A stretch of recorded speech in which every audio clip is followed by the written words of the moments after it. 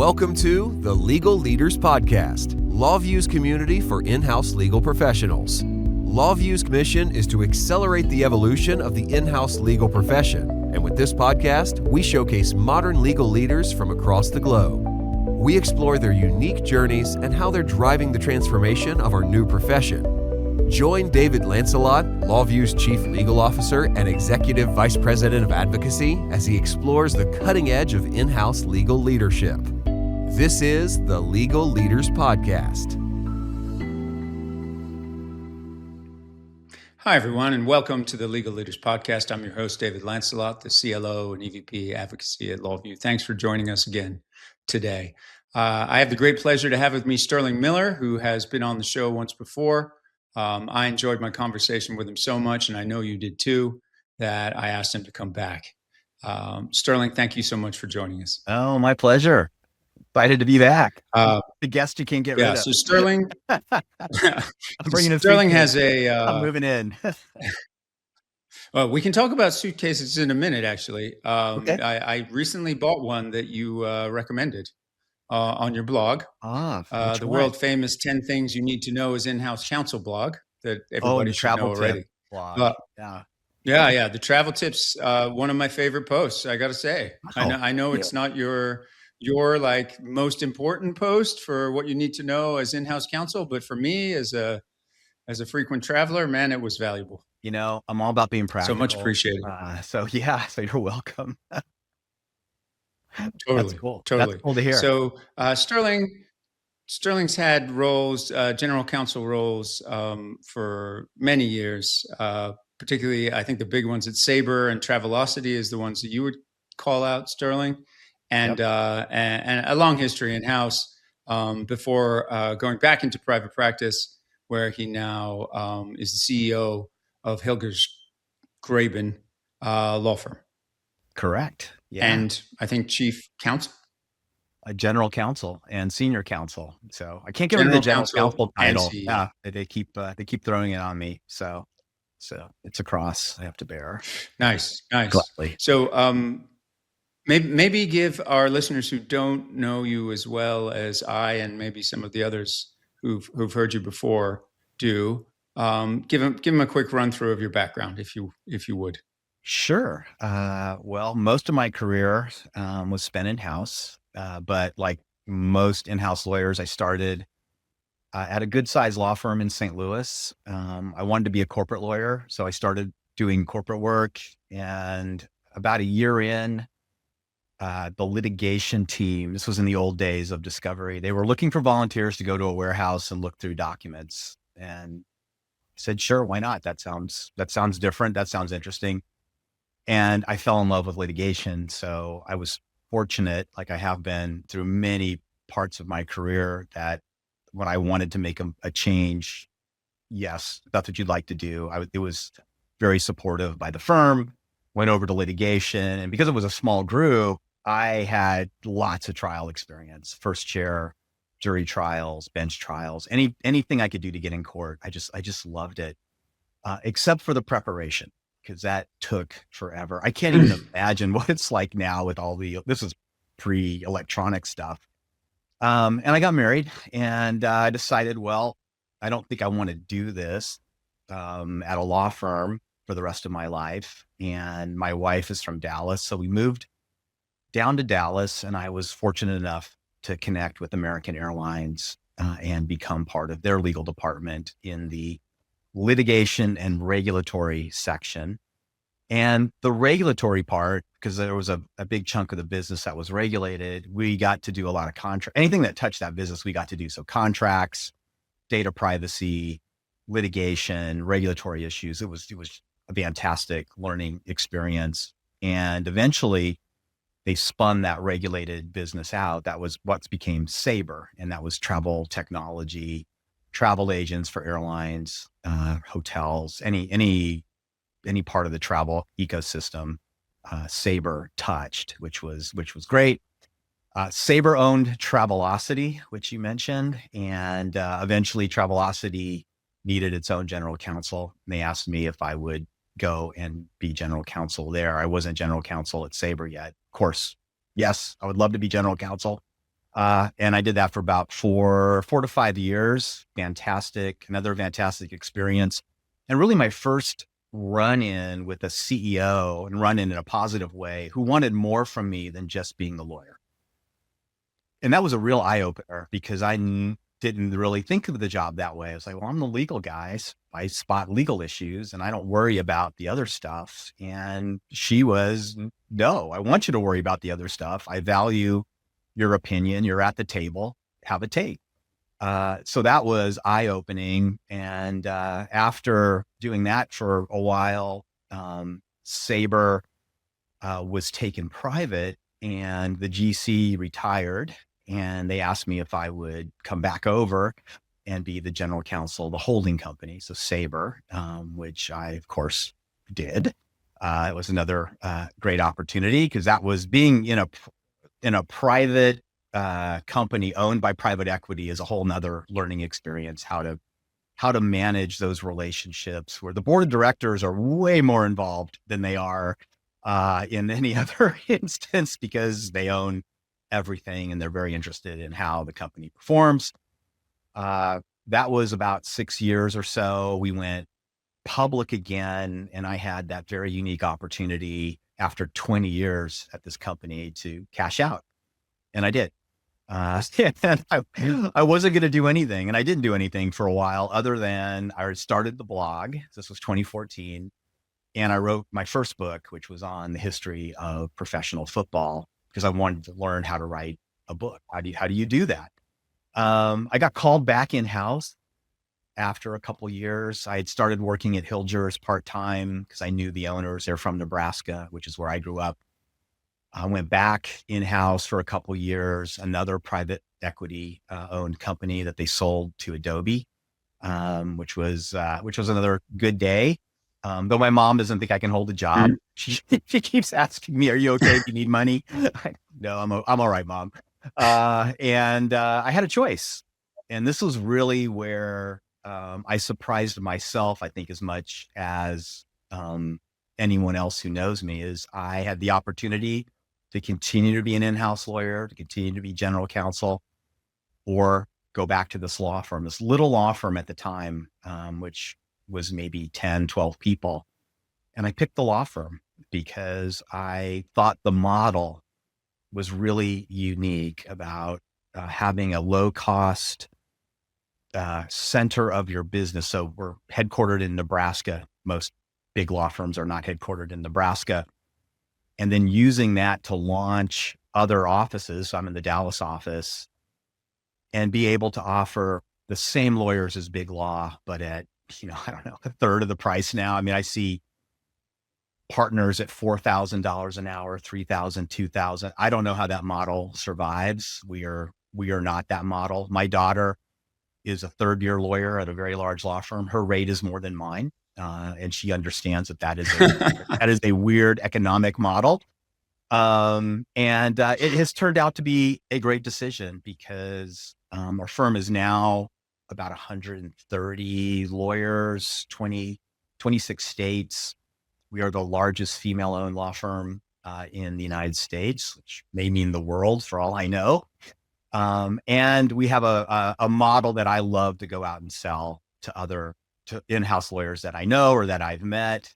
And for the most part, once they try it, they go, "Oh my God, this is fantastic," which is kind of the thesis that I had.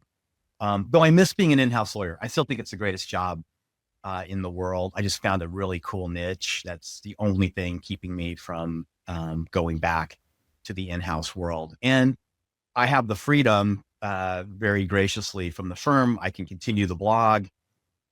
I've written, I guess now 7 books. I do a lot of speaking, which I really enjoy. I talk with in-house lawyers all the time. And that all adds for just a really kind of interesting day. They're never the same. There's always chaos, which I thrive in chaos. I call it controlled chaos. I don't know if it could really be a thing, but I just love all the weirdness that comes my way every day. And I enjoy it, and I write about it. Contracts slowing your team down? LawVu Draft gives lawyers an AI-powered toolbox to draft and review with speed and precision. Less manual work, more control. Try it for free for 14 days at LawVueDraft.com. So there you go. never, Nice. never hard up for top. Nice. Yeah. So that's me in a Yes. long Yeah. nutshell. Right. I mean, it has to be some kind of genetic trait of in-house lawyers that we enjoy chaos, right? Yes, you That we have enjoy to being chaos. surprised whether it's the middle of the night that you look at Freaking your moment. phone or the morning, Yes. no idea what's going to happen, right? And Nope. cool, another crazy thing happens. Another Sometimes thing it's crazy. frustrating, but most of the time it's invigorating. Exactly. Cool. So thanks Sterling for that intro.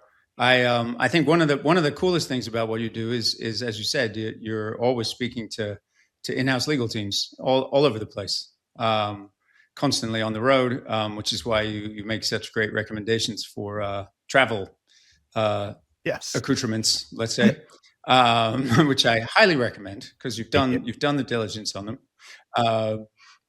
and you speak to a lot of in-house teams, and I think what we wanted to cover in this episode is one of the topics that you've been talking a lot to in-house teams about, which is generative artificial intelligence and the use of it by in-house legal teams. So maybe you could give us a bit of an intro into that topic and what you've been talking to the teams around the country and the world about recently. Yeah, no, that is one of my favorite topics. And I'm not a technology nerd. I did not take computer programming. I just am entranced with technology. I think it is incredibly useful, especially for in-house lawyers, and especially when it comes to generative AI. So I was at Marketo, which was the third GC role back in 2018, 2019, which was kind of the first wave of artificial intelligence for lawyers. You may remember tools like Legal Sifter, LawGeeks. And my idea at the time was, wow, this is really intriguing.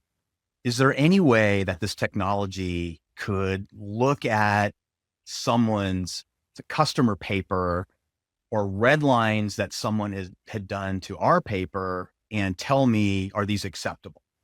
How much time would that save us? It had to be incredible. And I went to the CFO and we were talking about it. He was really excited. He goes, you find that technology, we'll pay for it. We can use it in other places in procurement. You go find it. We couldn't find it. Everybody talked about it, but they couldn't find it. And I was really disappointed, but I said, all right, well, maybe someday. So 2024, I am writing a book on productivity, and someone says, have you tried this Chat GPT thing? And I go, is that artificial intelligence? That just sounds like another hype story. And I go, no. You got to try it. It's really amazing. So, and I had been hearing about it and I had been kind of not interested. All right. Signed up for Chat GPT. And within 10 minutes, I was so blown away by what you could do with it that I stopped writing the book because it was on productivity. And I realized this is going to be a huge productivity boost for in-house lawyers. You're going to have to write about it. So I took about 2 or 3 months and I went really deep.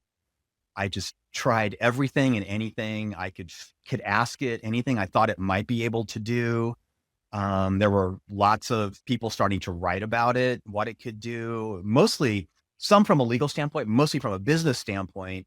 But when you think about it, that's what in-house lawyers need to know anyway. So I was just trying to adapt those business uses into what would I use it as an in-house lawyer. And it has just continued to impress me for the past 2 years. And I spend a lot of time talking with in-house lawyers and legal departments about not so much what it is. That was probably some of the first conversations we would have, but most importantly, how can we use it and how can we use it in a practical way? Because A, we want to, and B, we're getting a ton of pressure from the C-suite on how are you using AI? And that reminds me, when you hear that, it reminds me a lot of the early days of KPIs. When the finance team or someone on the C-suite would go, Sterling, we need some KPIs from legal. what do you want? What do you need? And what's a KPI? Right? So explain that to me. And then what is it that you want? And they really could not articulate what it was that they wanted. They just wanted something that looked like a goal. And I realized, well, if you're not going to tell me what I have to measure, I'm going to measure whatever I want, and it's going to be a good story. I'm not going to lie, but I'm certainly going to look for things that are going to make legal look good until you tell me otherwise. If you tell me something specific, fine. That's the same thing that I see currently with AI when there's a lot of pressure from the business. Use it. You're not going to get a lot of guidance from the business side on how to use it. You're going to have to come up with that yourself, but they want to see that you are using it. And so that brings you then to some really unique issues that you have to pay attention to. And one is, because you're lawyers, confidentiality and attorney-client privilege. Where is this information going? How is it being stored? How is it being used? How can I assure myself and my client that I am not somehow losing privilege, losing confidentiality? And that takes a lot of work by either the procurement team or the legal team to really go deep with your vendors. What are you doing with this information? Where's it being stored? Is it being used to train public models or not? And those are things that probably the early days, you really weren't thinking about. And even if you don't necessarily have good answers to those, there are a gajillion things you can do that do not require confidential information, privileged information. You can ask it to create checklists. You can ask it to give you clauses for contracts. You can just use it to brainstorm and just use generic names like big co and little co or client X. You don't have to put anything in. So number one, figuring out, okay, where's the safe space to play, and how do I play safely? And then what is it that I really want to get out of it? And you start there by thinking, what are your pain points? And most pain points go back to that very original question that I had back in 2018 and 2019, which is, it's going to be contracts for the most part. And it's going to be, how can I use this tool to help me generate contracts faster, review contracts faster? And there are now a ton of AI companies out there that offer that tool, and it works. That is the really amazing part to me, is to see it actually redline, or to see it review the red lines and tell you, here's how this should change, or here's what it is versus market, or here's how you should negotiate if you want to make this change.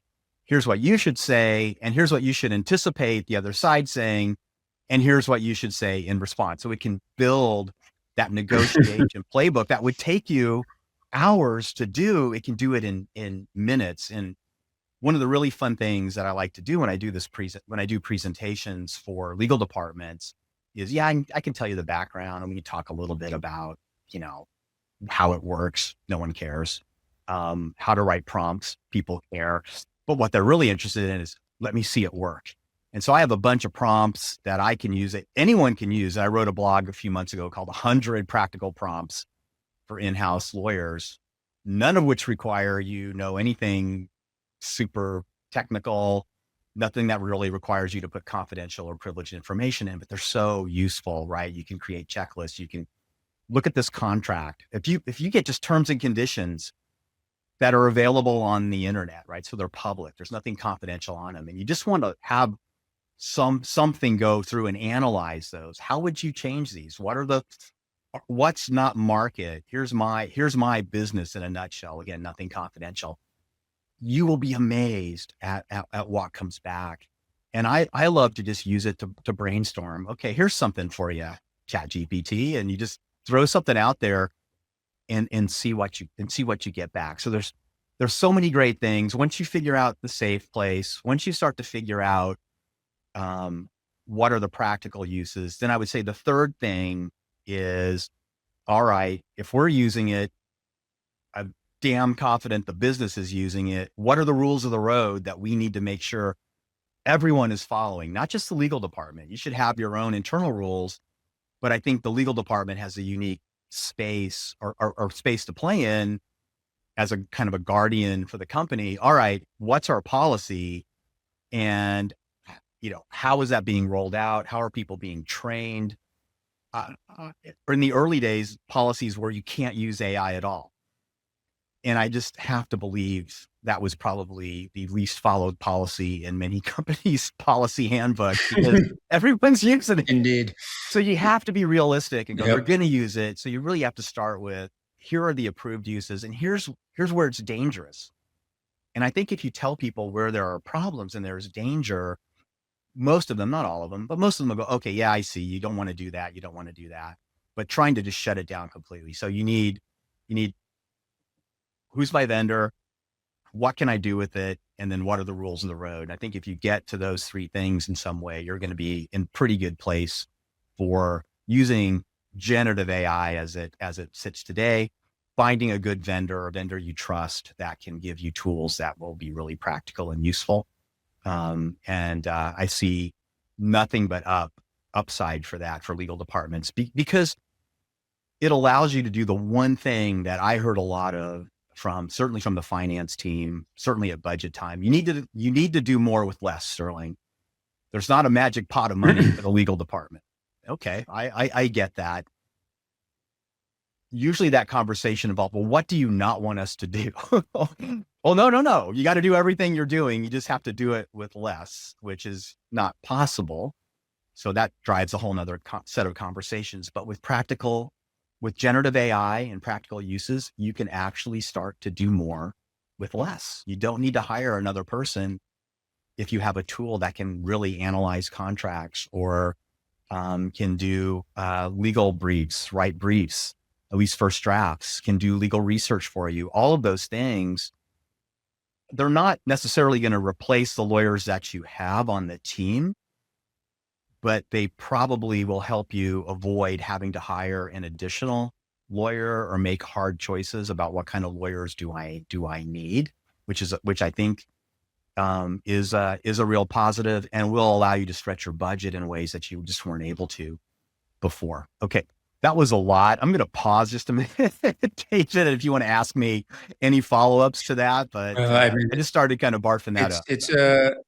It's an exciting topic. I mean, clearly, yes. It's something that's taken particularly the in-house legal world, I think, is probably the one that is the most engaged across all of the enterprise, right? If you were to look at like commercial organizations, there aren't many things that legal is most innovative in.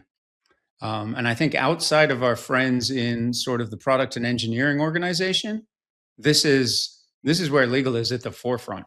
And that's pretty unique situation. This is the first time I've seen that. We get excited about a little bit of, acronyms, GDPR, stuff like that. Very exciting. But this is the first time that there's actually a truly innovative technology that is so engaging for legal professionals, because it really is a tool that, as you say, accelerates the work that we do in a very practical and valuable way.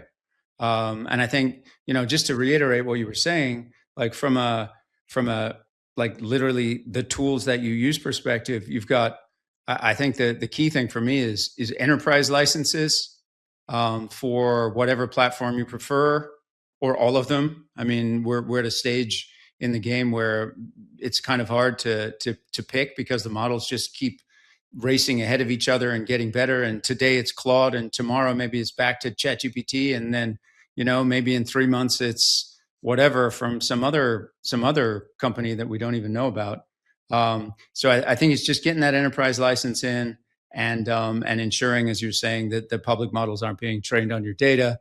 And then there's your, acceptable use policy, and ensuring that nobody's just plopping big reams of customer data into the model, whether it's enterprise or not. I mean, frankly, they shouldn't be doing that with any customer data from a privacy perspective, from all kinds of perspectives, especially for regulated entities. But having that acceptable use policy down, and in the early days, last year. Yeah, Those were not as easy to find as they are now, right? I'm pretty sure that you can go into any of the platforms now and go draft me an acceptable use policy that fits my business model, and you'll be off to the races. And then I think the third point you were talking about is governance.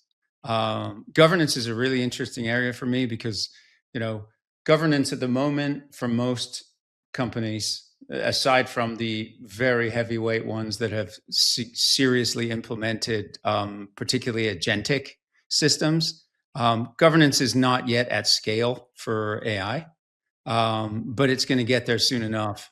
And I think we're going to get to a point where it's a big part of the job of the legal function protection, particularly legal leadership, to put the guardrails around agentic systems, such that the agents are governing the agents, but somebody's got to tell that governance layer of agents what the rules are for this particular company, and it's going to be different for every company, right? So it's almost like we're creating policy at scale that gets implemented by machines, and then the failures of that have to sit with someone, and it isn't going to be the machines. Yeah. So we have even more on our plate, but we're able to increase our scope and scale. Yeah, because we need more to do. Because we need more to do. In-house That's legal. really, the agentic point is really fascinating, because I think that is the next frontier. Generative AI, if you don't know the difference, so maybe for someone listening, generative AI is something that you can ask it to create a document or create a graphic or create something.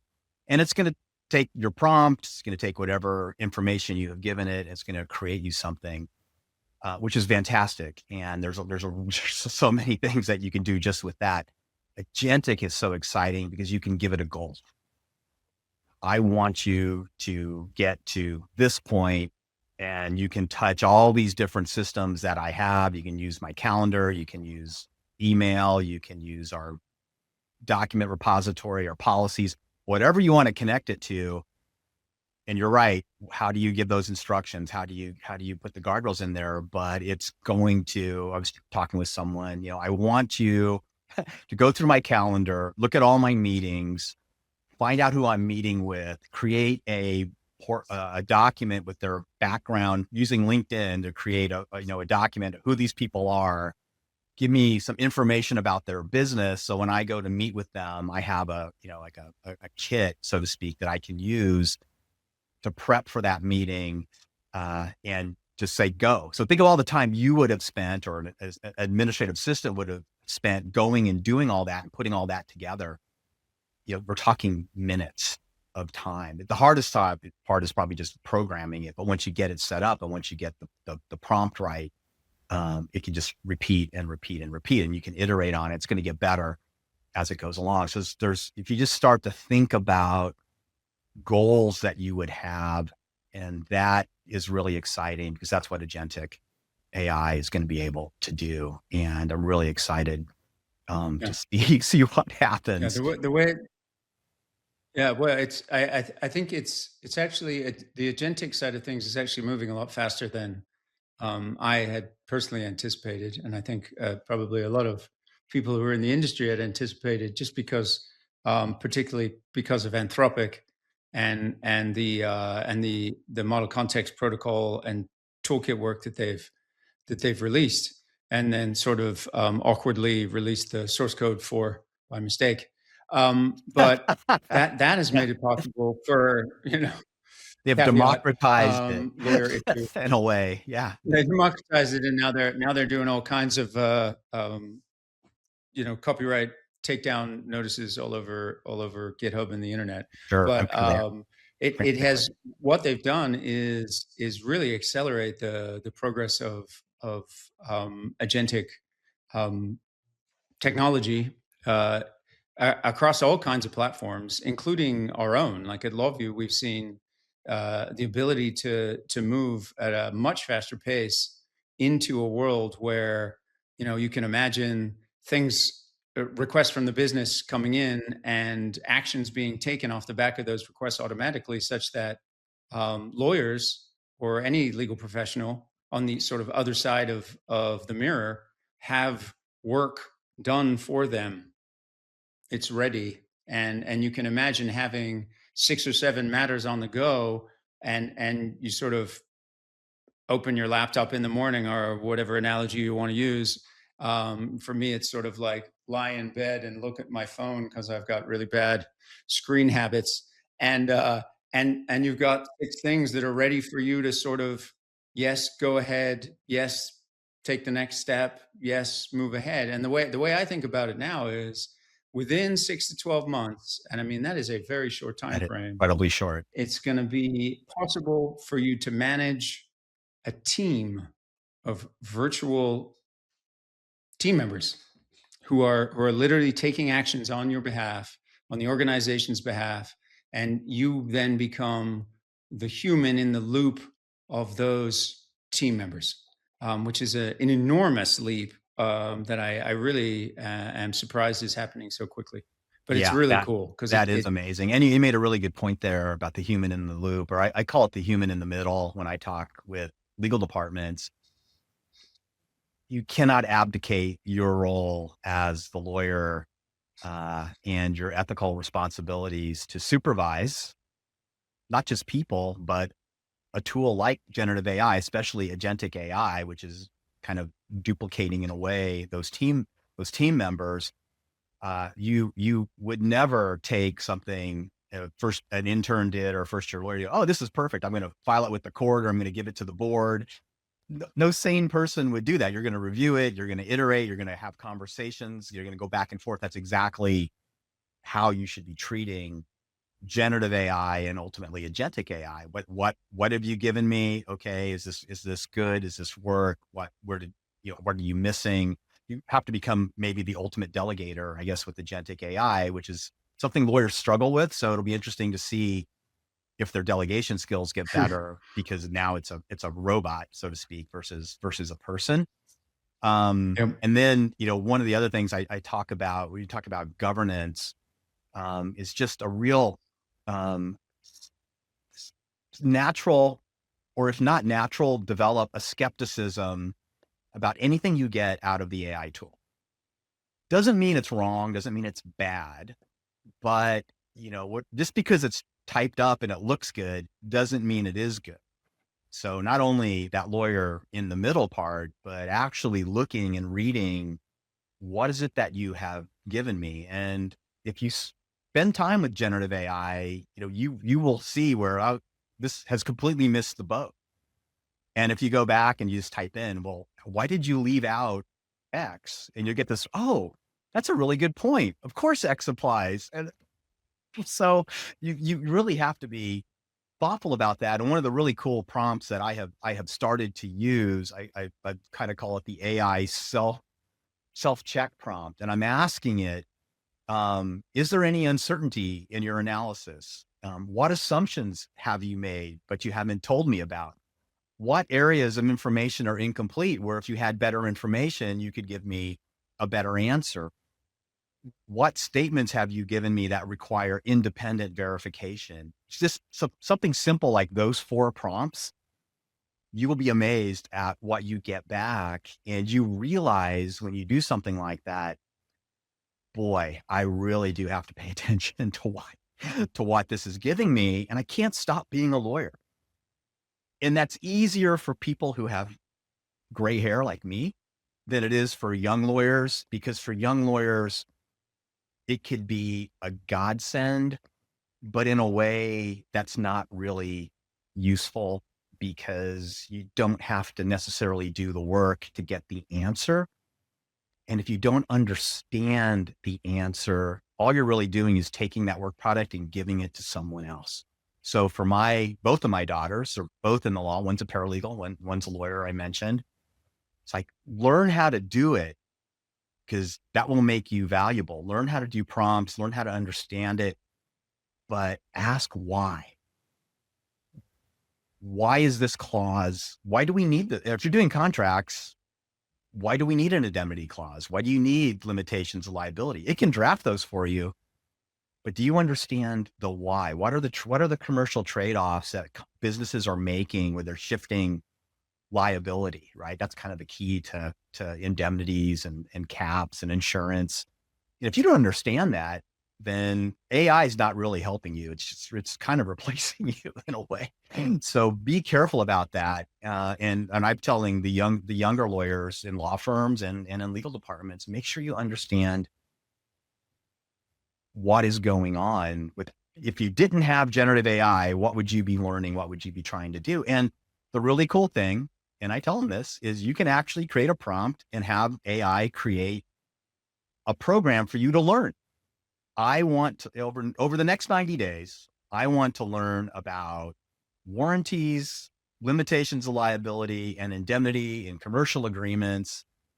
Here's assume I have no understanding of this. I work in a company where these are our interests, whatever you want to put in that prompt. Again, the amazement of generative AI, it will create a program for you. You can ask it to give you quizzes. You can use generative AI to not replace you by asking it to teach you things that maybe you don't know, or maybe you could go deeper and learn on. So it just kind of comes down to that. You're only limited by your imagination on what you can have something like a generative AI or agentic AI tool do.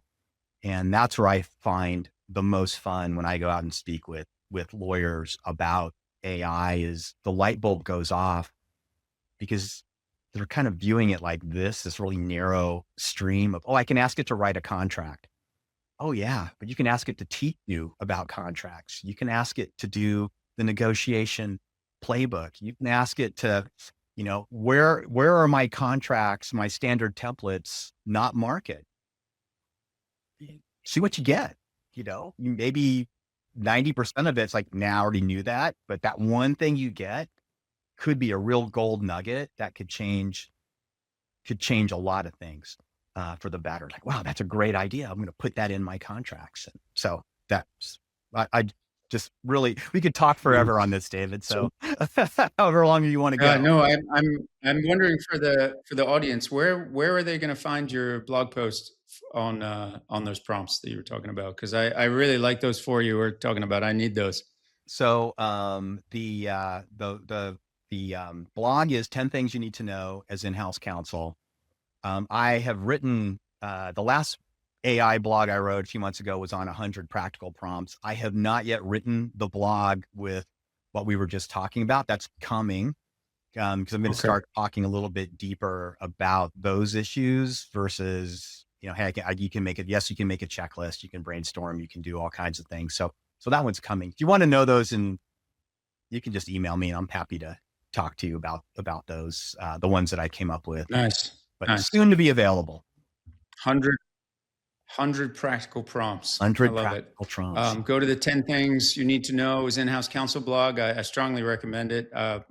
My students in the adjuncted course that I teach, I absolutely recommend that everybody have a look at that. I think it's a great way to build up your in-house legal skill set for both more junior people just getting into in-house practice, but also for anybody who's senior and needs a bit of a different view, because Sterling absolutely brings a bit of a iconoclastic view to the world of legal leadership. Sterling, thank you very much for joining us today and talking about this topic. I think it's super topical and very interesting. And thank you everybody for joining us on this episode of the Legal Leaders Podcast. Thank you. See you next time. Enjoyed it.